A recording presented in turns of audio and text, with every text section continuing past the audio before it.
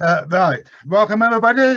Today we're going to be hearing from Vincent Daniels, who worked for a long time at the British Museum and more recently at the Royal College of Art, and he's going to be talking to us about no less than 100 years of conservation at the British Museum. So Vincent, I think, to be honest, since virtually everybody is here now, just go ahead and give your talk.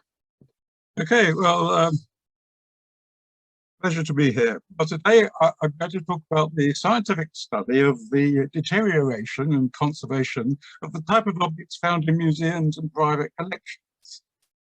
So this type of work has been going on at the British Museum's laboratory for 102 years now, but it's useful to go back perhaps another 100 years in time to see what happened before the lab's formation. I'm going to start with Michael Faraday, who seems to have been greatly interested in the deterioration of objects. But this is possibly because he was not only a scientist, but he'd been apprenticed as a bookbinder and had an intimate knowledge of how paper, glue, leather, cloth, canvas, and other materials behave. Not only were they being made into books, but how they aged over a large number of years. Now, in his day, no museum had permanent conservators or scientific advisors. But in 1830, Faraday seemed to have been the man at the British Museum. He was asked to look at some sculptures, which may have been damaged by exposure to London air. But he seemed to go back again and again to the museum, and he was still advising the museum 17 years later on the surfaces of the Parthenon sculptures. Now, he was a member of the Athenaeum Club, but he was consulted on the unexpectedly fast deterioration of leather bookbinding. I'm trying to change the picture. And this is what he was asked to investigate for the Athenaeum Club. In 1842, he was actually on a committee of the Royal Society of Arts to investigate this, but he concluded that fumes from the gas lamps were responsible. And by means of a practical demonstration, he was able to show the burning of coal gas, sulfur dioxide, and eventually sulfuric acid, which even today we still believe to be the main cause of red rot on leather. And several years later, we find him involved with the National Gallery, who in 1850 set up a committee of inquiry to investigate why the gallery's pictures became dirty so quickly.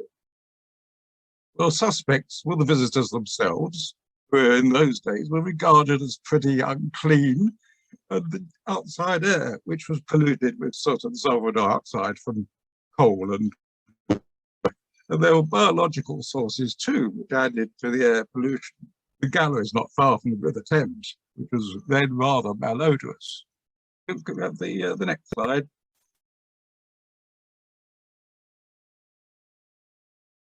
Because next slide is about the Great Stink, which was at its worst in 1858. But the problem had already existed for several years. Faraday, 3 years before the Great Stink year, was already investigating the problem. This cartoon is from Punch magazine, showing him presenting his calling card to Vault Thames. Hydrogen sulfide from rotting sewage was a contributor to the smell. It reacts with a white pigment, basic lead carbonate, also called flake white, commonly used on paintings to form black lead sulfide.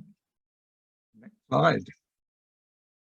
While this phenomenon does occur on oil paintings, most apparent are watercolors, where the initially white highlights turn black, and so they look like dark shadows, giving the effect of a photographic negative.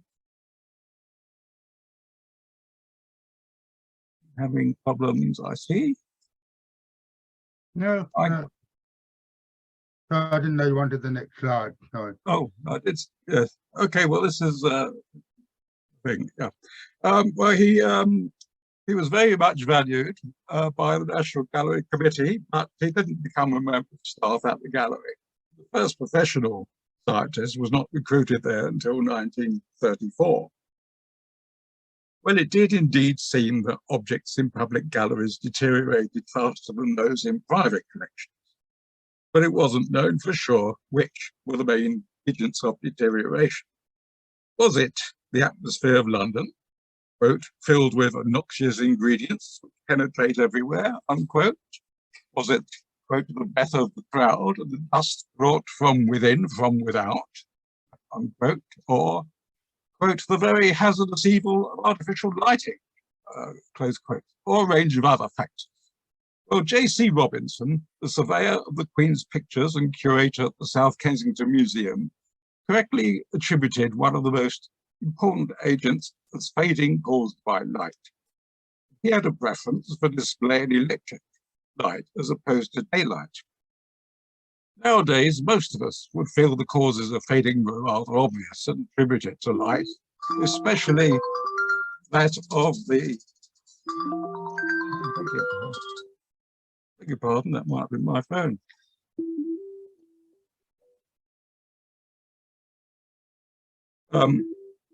Especially that of the ultraviolet end of the spectrum.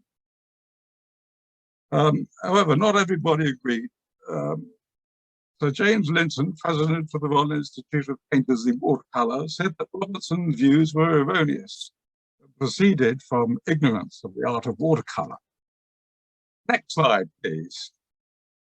As a consequence of all this controversy, in 1888, the Treasury asked Dr. W.J. Russell, later to be president of the Chemical Society and the Royal Institute of Chemistry, and, on the right, in W.W. Abney, to carry out a series of experiments to determine the action of light on watercolours. These were usually the most vulnerable types of painting. Next slide. The British Museum has 2 books of samples which were used in these experiments, and here we see one of them. It was demonstrated that moisture and light, especially blue and ultraviolet light, were responsible for the fading of colours. The pigments most susceptible to the effects of light were identified. Additionally, the pigments most susceptible to atmospheric pollutants were noted. And as a consequence of this work, artist suppliers began to encourage the sale of stable paints and pigments only susceptible to fading in the most extreme conditions. The Russell and Abney report also mentioned that some pigments wouldn't fade kept in an oxygen-free environment.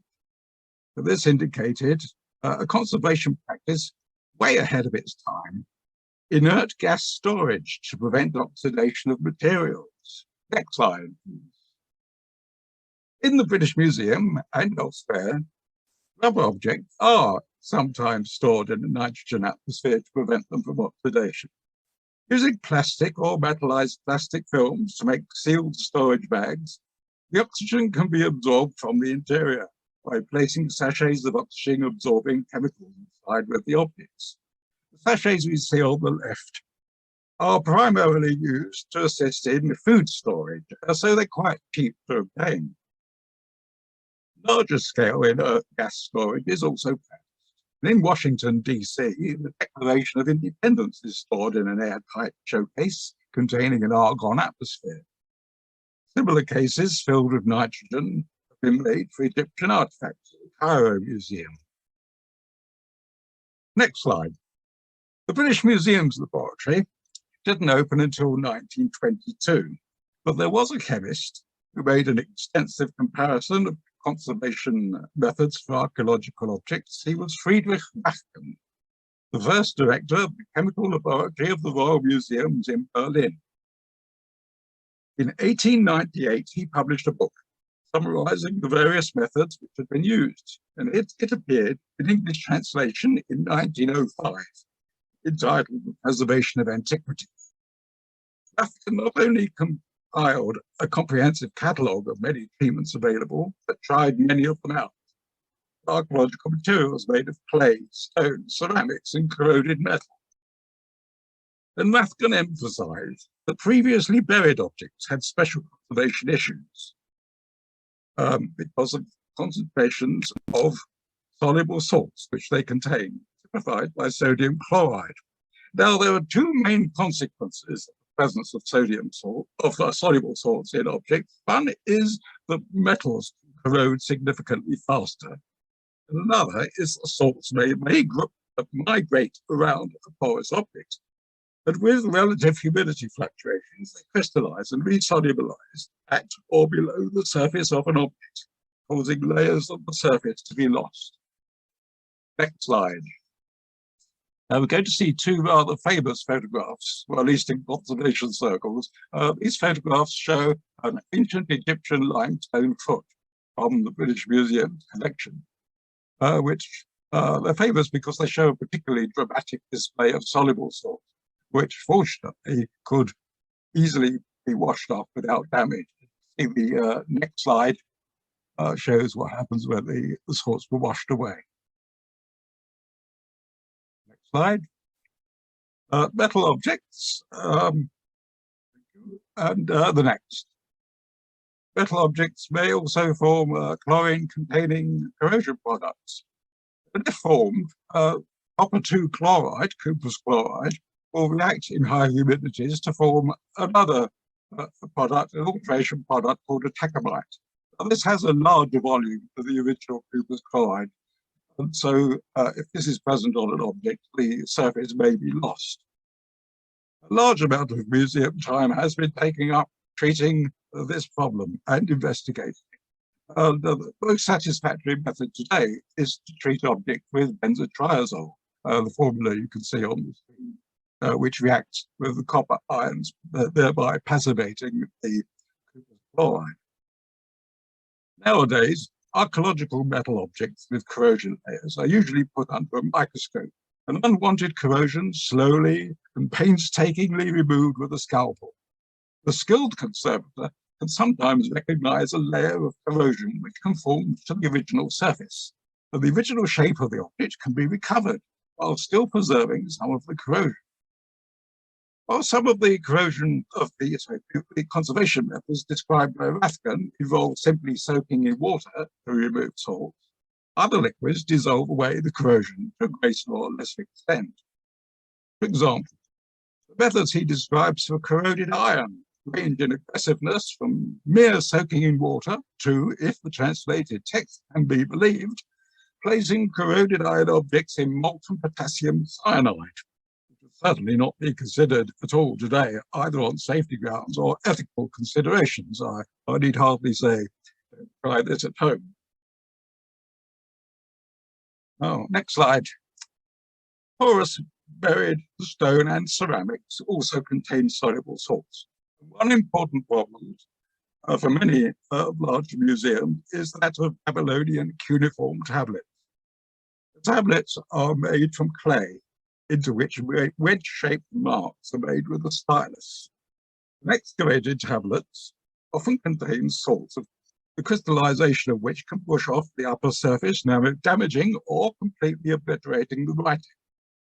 Now, it would help if the salts could be washed out, but the clay, being unbaked, can't be soaked in water as it would soften and disperse. It's difficult to say who first came up with the idea of baking them. It may even have been the Babylonians themselves, but Rathgen described the process for throwing these tablets in a kiln so that they can be soaked in water and thereby stabilized. Similar processes were adopted and adjusted not only by the British Museum, but other major museums which hold large too. Next slide, please. Now, the story of conservation research at the British Museum really starts with the First World War, when a large part of the museum's collection was stored in safe locations away from the dangers of being destroyed by bombs.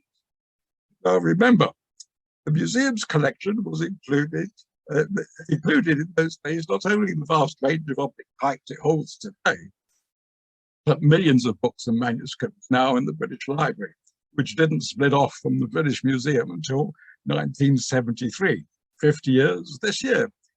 The locations used for the storage varied considerably, ranged from tunnels and caves to stately homes. This is a picture of one of these locations, of the post office train tunnel in Hull. At the end of the hostilities, it was noticed that some of the objects had deteriorated, and the director of the British Museum asked the Department of Scientific and Industrial Research for advice, with the result that Dr. Alexander Scott was asked to make a report. He suggested setting up a laboratory at the British Museum for 3 years under the aegis of the Department of Scientific and Industrial Research. Next slide, please. Coincidentally, Scott was W.J. Russell's son-in-law.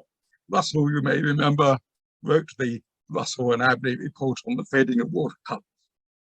After some months, in temporary accommodation, some rooms in a building on the perimeter of the museum were found, which enabled flames, furnaces, and flammable solvents to be used without danger of the whole museum burning down. The new laboratory was at 39 Russell Square. Next slide. The lab opened on the 17th of March 1922, at which time Scott was 68. He had various assistants, but the most significant to us today was the chemist Harold Plenderleaf, who started in 1924, 2 years after the lab opened. And he stayed there for 37 years, eventually becoming head of department. I would like to make special mention of a chap called Leonard Bell, who joined in 1922, the year of inauguration of the laboratory. He stayed until 1971, a magnificent 49.5 years of service.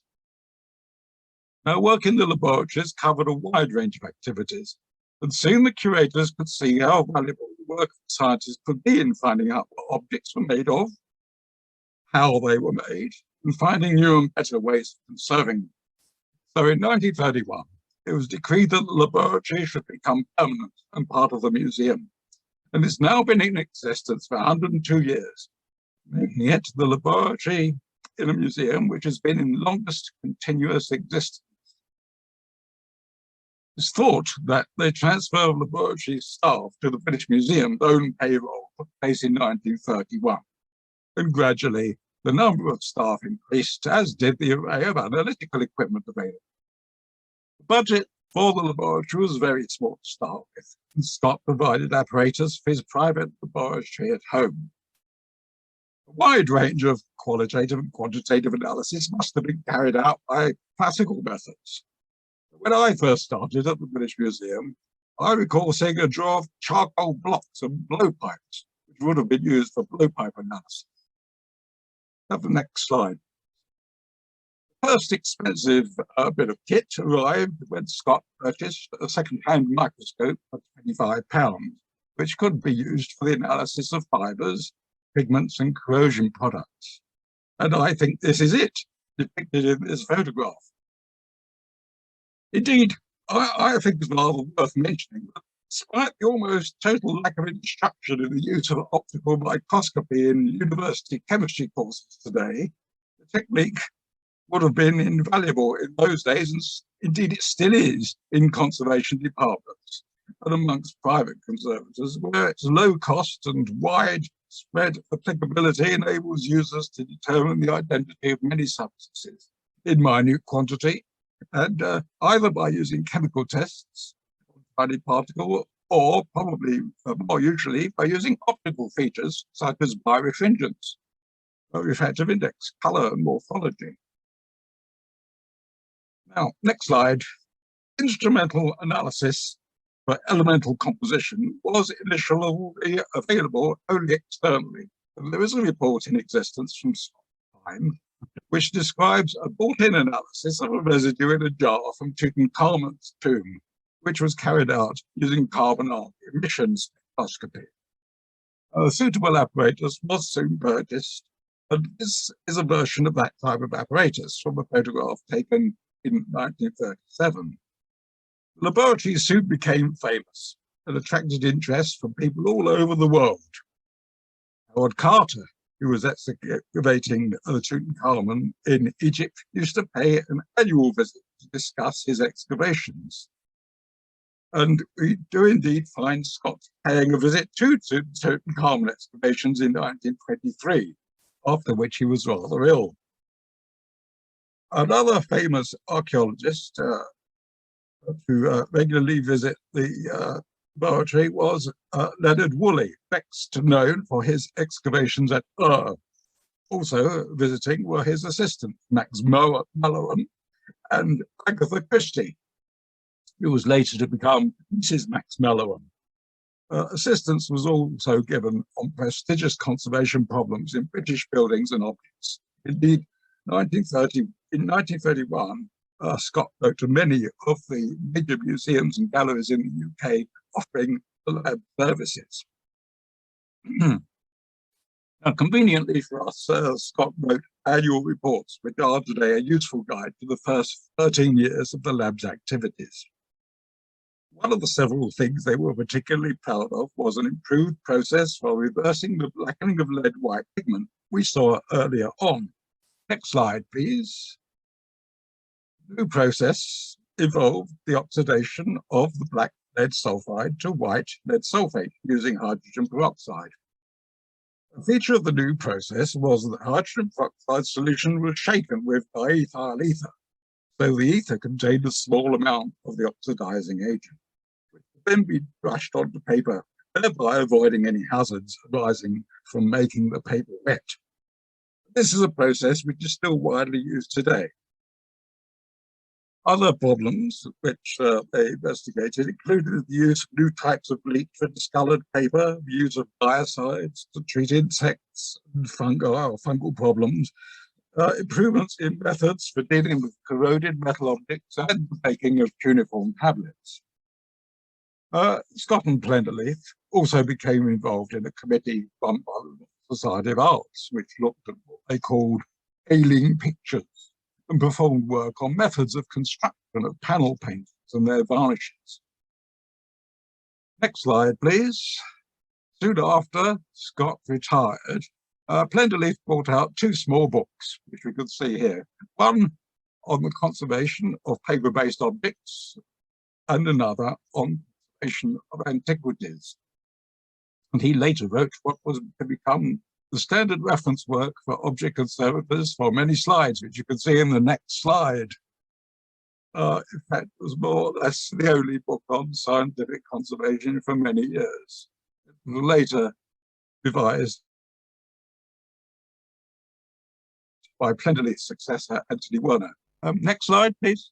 Nowadays, there are plenty of books of conservation on conservation of all types, including conservation reports and lots of papers in all sorts of journals.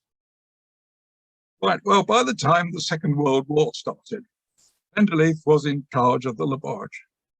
The war severely disrupted the work of the laboratory. Non-essential work stopped for the duration, and much equipment was dismantled and sent into storage. Now, Plenderleith served in the trenches in the First World War and had been awarded the Military Cross. So it was considerably, he had a good idea of the problems the British Museum was going to face. So well before World War II started, he was advising other institutions on the measures they should take to protect objects. And some museums were soon moved out of the museum to safe storage in stately homes and salt mines. This time, the relative humidity and temperature of the underground storage areas were controlled, and no harm came to the object that had been removed. However, the same cannot be said of the British Museum's building and its residual content. When the war started in September 1939, the director, Sir John Fosdyke, asked Plenderleith to live in the museum for the duration so that he could be present whenever there was an air raid. Mrs. Plenderleith joined him. Her job was to supply food to the commissariat. He was soon in charge of air raid precautions at the museum. Plenderleith and his team were responsible for saving many of the remaining objects and part of the museum itself from destruction. Next slide, please. Work in the laboratory at 39 Russell Square was rendered impossible on the 14th of October 1940, when a landmine blew out all the windows and damaged the building's structure, rendering it unsafe. Plenderleith and Mr. Bell provided emergency treatment for damaged objects in a basement elsewhere in the museum. Later, a flying bomb caused further damage to the laboratory building, as can be seen in this photograph. After the war, temporary premises were found in a laboratory on the northwest corner of the museum site at number 1 Montague Street. This was occupied until buildings at 39 Russell Square were rebuilt. The refurbished laboratory opened in 1962 with strengthened vibration-resistant floors, now occupying 2 buildings, 39 and 40, Russell square. Have another slide, please. The dates on which new equipment arrived in the laboratory are still a matter for research in the archives. It was thought that much new apparatus must have arrived at this time. The new laboratory was designed by Robert Organ, who you can see here, who joined the British Museum in 1951. This is Mr. Organ working on electrolytic reduction of corroded metal, a subject he made his own and developed significantly. Using his experience, he later published his own book entitled Design for the Conservation of Antiquities in 1968. Next slide, please. A new extension at the back contained a laboratory for conservation and conservation research on the ground floor. And in the basement, there was a radiocarbon dating laboratory, which you can see on this slide, very impressive with all its glasswork. Wenderleith acted as an advisor for several other museums and galleries. He was an advisor to the National Gallery for 7 years before they opened their own laboratory in 1934. Of course, they had their own slightly different interests. They were interested in analysing varnishes and the binding media in paint, as well as pigments. They consequently became the leader in the analysis of organic materials in the heritage sector. The following year, the Portland Institute opened a laboratory to study paintings at Portman Square in London. And things were also happening internationally. Perhaps the most famous laboratory, perhaps being the Fogg in Harvard. In 1927, they opened the Center for Conservation and Technical Studies. Now, you may be relieved to hear I am not going to detail the gradual accumulation of staff and equipment. But I will just, yes, on next slide, please. I'll just say that at present, the lab is very well equipped, including equipment for all sorts of techniques such as X-ray diffraction, X-ray fluorescence, X-radiography. We've got 2 of these scanning electron microscopes, environmental type, various types of chromatography, and 5 mass spectrometers. The lab moved into a new building in the main museum in 2014. Next slide, please. Just to give you an idea of staffing levels in the museum today in conservation and scientific research, this photograph shows both scientists and conservators who happened to be in the museum on the day it was taken a few years ago. I'm told there are now 27 full-time equivalent staff who those comprise both core staff, research fellows and PhD students. The work carried out is not only, of course, conservation research, but scientific examination of objects in the collection. Now, over the years, significant changes in conservation have been brought about by the introduction of new types of repair materials. In the early days of object conservation, natural polymers such as animal glue, starch paste, waxes, and shellac had a prominent role as adhesives, coatings, and consolidants. However, the discovery of several new synthetic polymers in the 20th century gave conservators many new materials to try out. Next slide, please. The early semi-synthetic polymers, such as nitrocellulose with its easy solubility in a wide range of organic solvents, had already proved popular. But later in the mid-20th century, many new synthetic polymers were created. Applications for them were found in both everyday life and in conservation. And for a while, plastics promised to be the panacea for many conservation problems. But it was later found out that many of these substances were rather unstable. However, several really good materials were found, which are still in use today.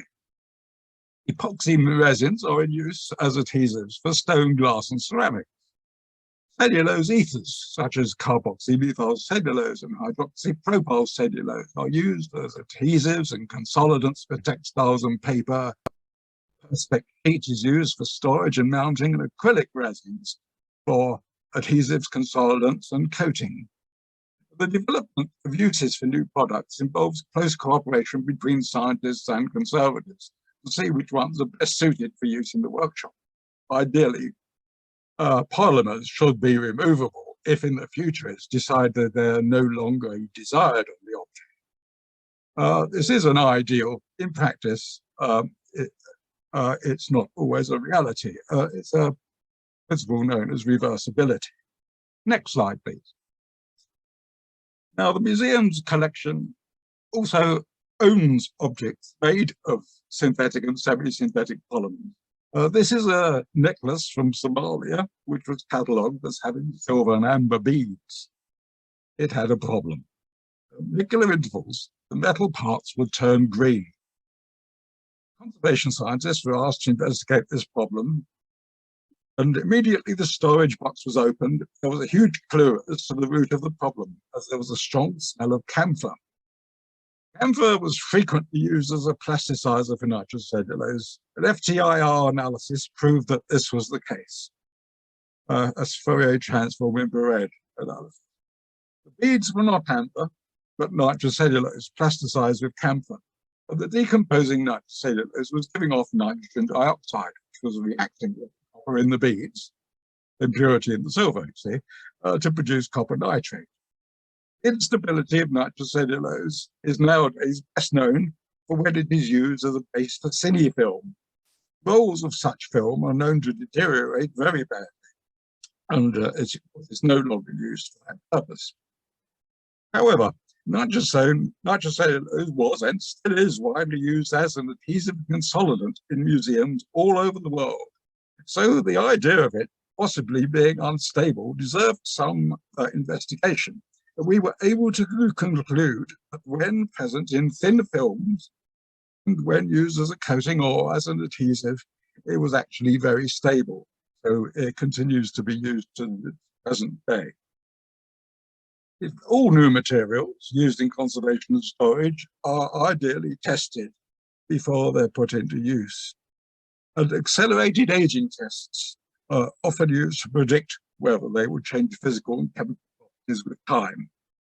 As an example of some of the things we test for, there are shrinkage, discoloration, development of insolubility, and evolution of a volatile compound. Next slide. Now we're going to have a look at a polymer, polyethylene glycol, which I will refer to as this abbreviation PEG. It's made from ethylene oxide, and it's available in a wide range of molecular weights. The low molecular weight liquids to the high molecular weight waxy solids. A very important property of PEGs is that they are soluble in water, thus safely applied to objects with the subsequent promise of removability at a later date with a very safe solvent. They also find uses as consolidants for strengthening porous substrates, such as degraded leather and stone and waterlogged wood. As you'll see on the left picture, it was the polymer used on the wreck of the Mary Rose, not a British Museum project, by the way. The waxy polyethylene glycols are not only soluble in water, but they melt at a fairly low temperature and so can be applied as liquids to warm up.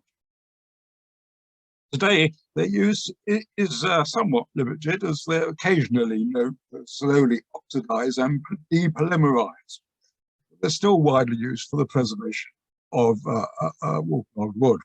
And if allowed to dry after excavation, waterlogged wood and leather skins shrink extremely severely due to the weak state of the cell walls. Wet wood is soaked for a long time in a solution of PEG. It doesn't shrink as much as when air dry. The situation is even better if the PEG impregnated object is small enough to be dried in a vacuum while frozen. In other words, freeze dried. Next slide, please. A notable use of polyethylene glycol in the museum was in the conservation of Lindo Man, who was found near Manchester 20 years ago. It was a bog body. Polyethylene glycols hadn't previously been used for conservation of bog bodies. The museums, notably in Scandinavia, had used tannins or impregnation of oils and waxes with various degrees of success. We wanted to try something different, and to test the proposed method, samples of pig skin, said to be widely used as a substitute for human skin in experimental situations, was obtained and aged for several months in an anaerobic mixture of heat and water. At the end of this time, the partially deteriorated pig skin was impregnated with different mixtures of eggs, freeze-dried to predict the best treatment conditions. The treated body is now stable and on exhibition in our prehistoric gallery. Next slide, please. Now, let's imagine a scene in a science fiction film where some deteriorated objects go into a chamber, and after a button was pressed, they come out clean and repaired. Well, we didn't get to that point exactly. The closest we ever came to doing this was due to an idea of a previous head of conservation research, Mike Patton. He wanted to investigate whether objects could be cleaned in a vacuum chamber without the need for manual intervention. Now, this idea resulted into an investigation of the chemical reactivity of room temperature plasmas to clean objects. The idea was to use the type of glow discharge which occurs in a fluorescent light tube. It's also known as a plasma discharge. The idea was that oxygen-containing plasmas would remove organic contamination from inorganic materials, and hydrogen plasmas would reduce corrosion products back to metal. We had some success in this area. Next slide, please. But there were limitations to the methods, which we don't have time to go into today, but I'll merely show you our greatest success. On the left, we see a tarnished daguerreotype photograph. Now, this is a type of photograph in which the image is made up of tiny silver mercury amalgam granules of a silver plate. You'll see the silver tarnish around the edges. And on the right are the results of hydrogen argon plasma cleaning, which has reduced the silver sulfide to silver. I'm now going to turn my attention to cellulose, which is the main constituent of a large proportion of museum and library objects. Cellulose is one of the principal strength-giving constituents in plants. Early papers were made of high-purity cellulose fibers. Early papers were made from cotton and linen rags, but in the 19th century, when supplies of rags for paper making were insufficient, other materials were used. Wood fibers were used a lot. The quality and aging characteristics of the paper produced were variable. It was soon realized that there was a mechanism for the deterioration of paper. Next slide, please, which was acid catalyzed hydrolysis. When the long cellulose chains are broken and the paper is weakened very quickly. It was soon found out in the 1950s anyway, where W.J. Barrow in the United States made conservators aware of the problem of acid papers, and it became common practice to deacidify paper using aqueous solutions of calcium and magnesium compounds. Now, the British Museum's contribution to deacidification of paper conservation was the introduction of a non-aqueous deacidifying agent. This has several advantages. Of course, the interaction of water with paper can produce severe weakening and distortion of paper. Barium hydroxide is soluble in methanol, provides a satisfactory deacidifying agent. Many objects were treated, but eventually the toxicity of barium carbonate led to its discontinuation. And chemists have since then come up with many other ingenious solutions for non-aqueous deacidification. Next slide, please.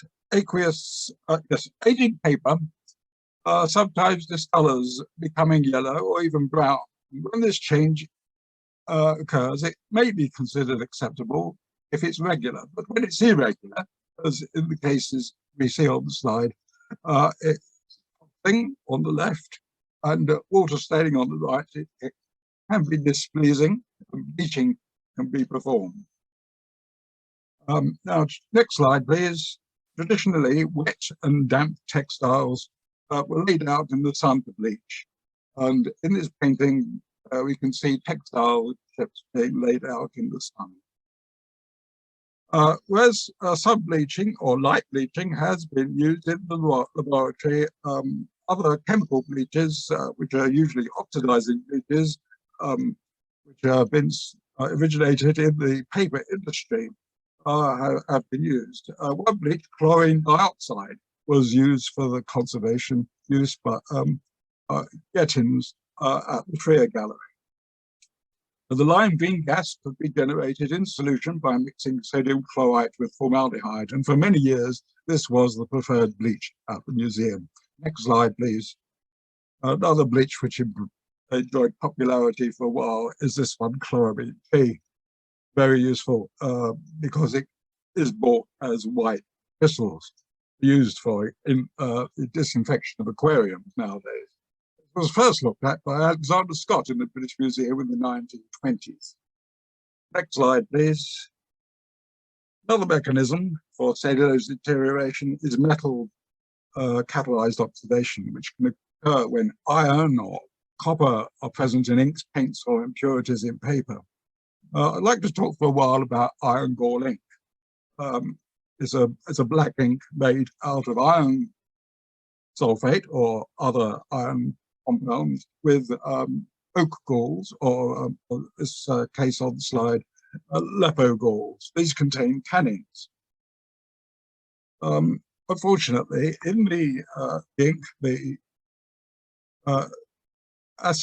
there's acid formed, and also there are residual ferrous ions, which are catalysts for acid catalyzed hydrolysis and metal catalyzed oxidation, which is a problem which has received a great deal of attention from various European research projects. And next slide, please. This shows iron gall ink corrosion on paper. You can see how the iron gall ink has eaten its way all the way through the paper. One of the solutions which arose from the European projects was the use of phytic acid and sodium phytate. You can see phytic acid over there on the right. And very effective it has proved too. Next slide, please. Sometimes the field of research is highlighted by an exhibition. Maori exhibition was to be held at the British Museum in 1998. And this highlighted the poor state of preservation of some of the woven objects which had black dyed areas. One type of object you can see here is called a pew-pew, made of strips of long leaves of New Zealand flax Formium canax. It has its surface layers partially scraped off, leaving the inner fibers exposed and receptive to the dyeing process. Next slide, please. Another type of problematic object is woven cloaks, where the black tassels, which they have inserted into them, are weak and just fall off, leaving a knot where they were attached, as you can see here. At the time, we didn't know the cause of the instability of the black fibre. But by a stroke of luck, the department had a visitor from New Zealand who was a former PhD student of photochemistry with George Porter at the Bond Institution, and were able to start a useful international collaboration. It was found that, next slide, in New Zealand, the black dye was obtained by soaking fibres of New Zealand flax in a solution obtained from bark. And next slide, the fibres which had absorbed the solution from the bark extract were placed into black mud several hours or days. And it was discovered that the bark extract contained tannins, the mud contained iron, and that the black material was an iron tannin compound similar to the one that we find in iron gall ink.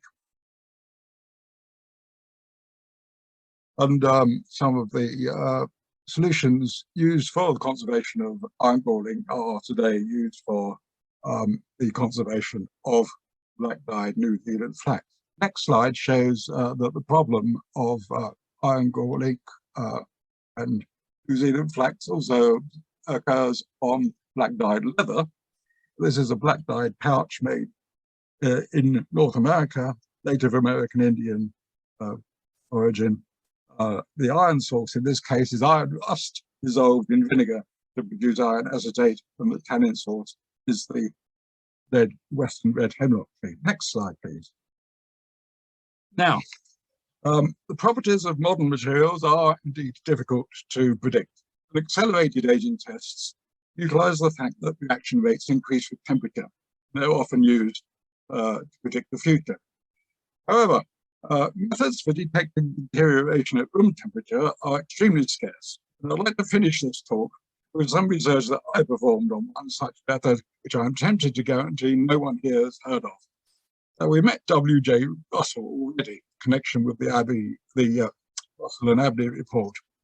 The archives of the laboratory contain a file of press cuttings and publications relating to Russell, and it was there I found some fascinating items. Both Russell and Abney were interested in photographic phenomena, and Russell wanted to repeat the then recent experiment by Becquerel, in which radioactive salts were made to produce a latent image on a photographic plate, which could subsequently be made visible on development. Russell obtained some uranium salts on a piece of perforated zinc sheet, so that an attractive shadow effect might be obtained on his photograph. Now, to his surprise, the uranium salts did not produce the image he expected, but instead the zinc sheet exposed the film and produced a picture of the zinc. He repeated the experiment without uranium salts and obtained the same result, which I tried to reproduce, and you can see the result on the right there. He then went on to discover several materials which would cause developable images on photographic film.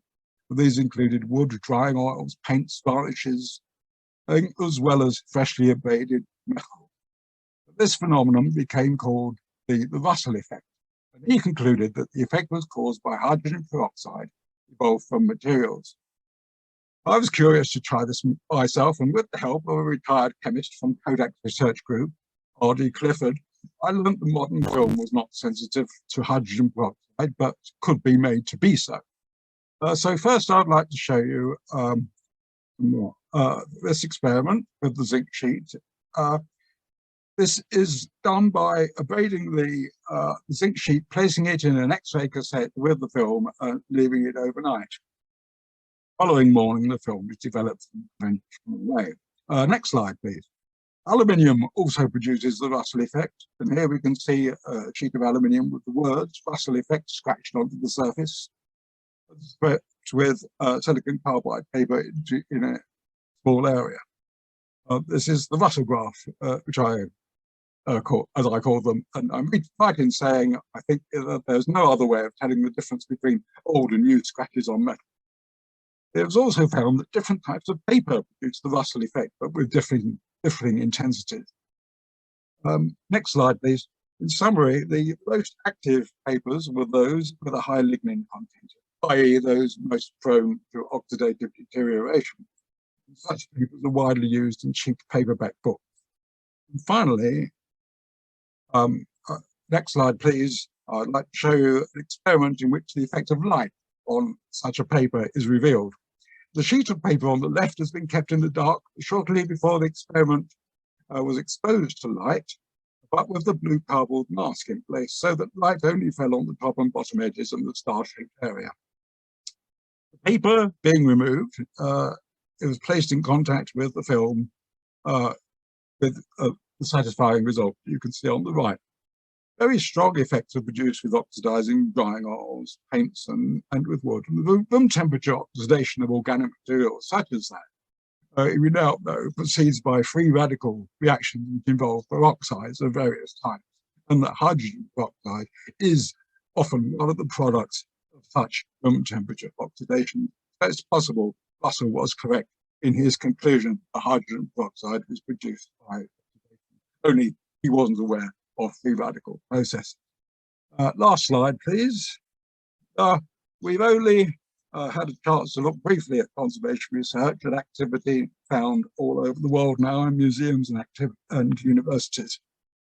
So I have approached conservation science from a historical perspective, and we've seen many older methods that have been used in the research at the museum. However, I should say that there's hardly a modern technique that has not been used to treat or investigate a museum object or its storage environment. There's probably a publication somewhere describing this. So for the benefit of anybody who wants to follow up the subject further, I'd like to mention just one of the journals that is published in conservation, which is called Studies in Conservation. This is one of the greatest age. And also mention a book published by the Royal Society of Chemistry. Now it's in second edition, Conservation Science, Heritage Materials. That brings me to the end of it.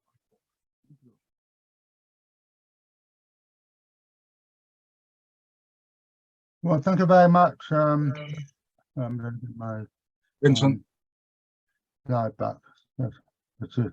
Hello, can everybody see me now? Okay, thank you very much. Well, thank you very much, Vincent, for that very good talk, excellent talk, in fact, on many different aspects of conservation in the British Museum over the last 100 years.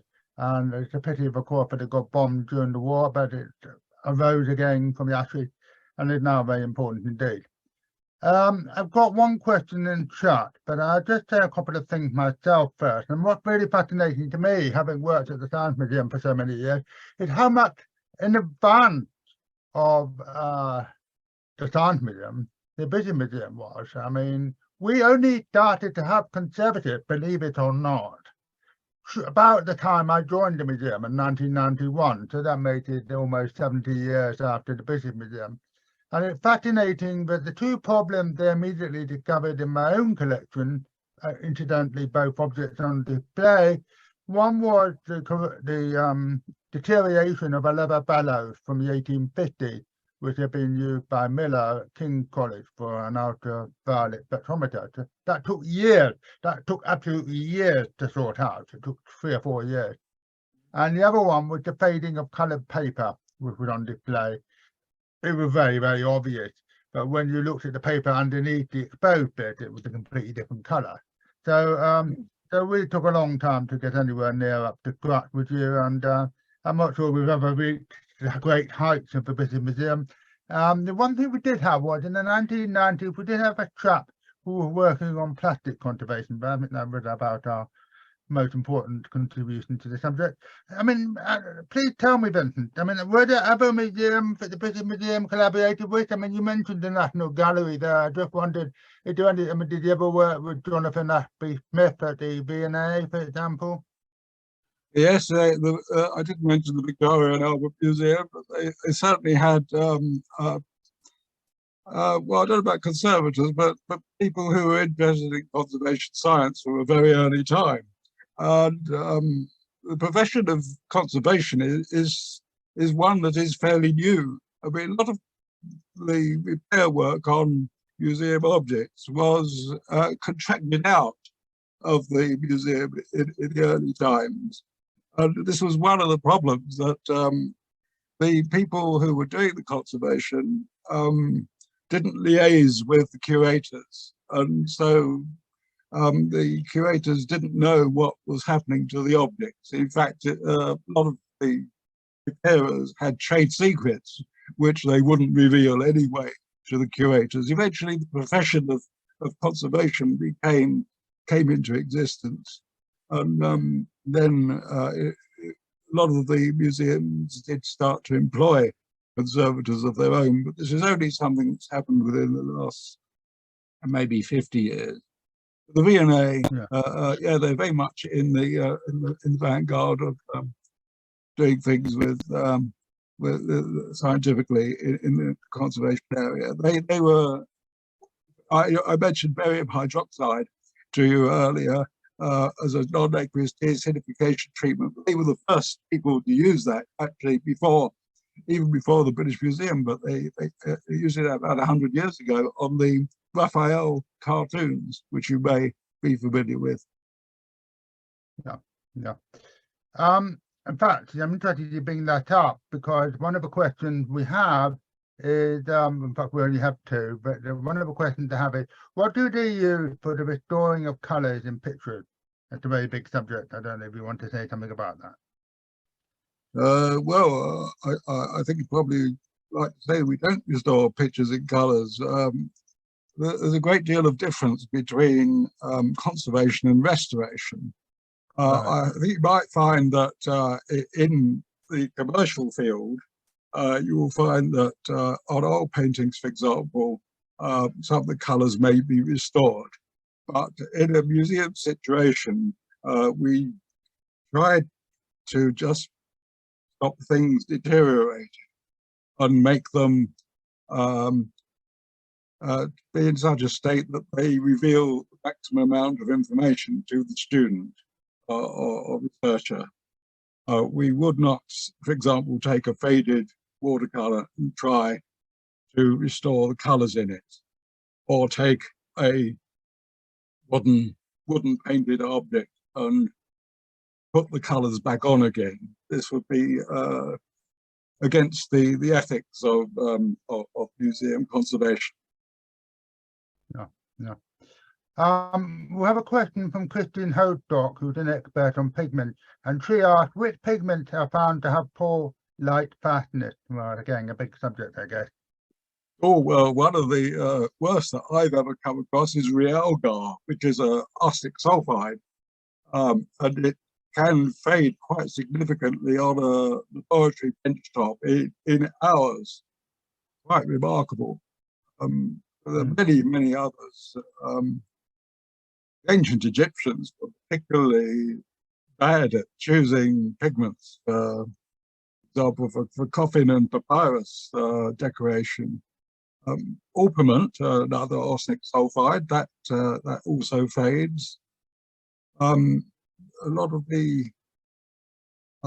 lake pigments, the ones that are made from vegetable extracts and insect extracts, some of them, not all of them, some of them are quite light sensitive. But there are others, inorganic ones also. Vermilion is one which blackens rather than bleaches. Yeah.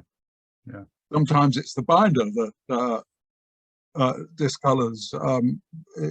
Things like Egyptian blue is often mixed with gum arabic, and that goes brown on aging, and so the entire mixture of the blue and the brown becomes black, and you get a blackened paint, I should say.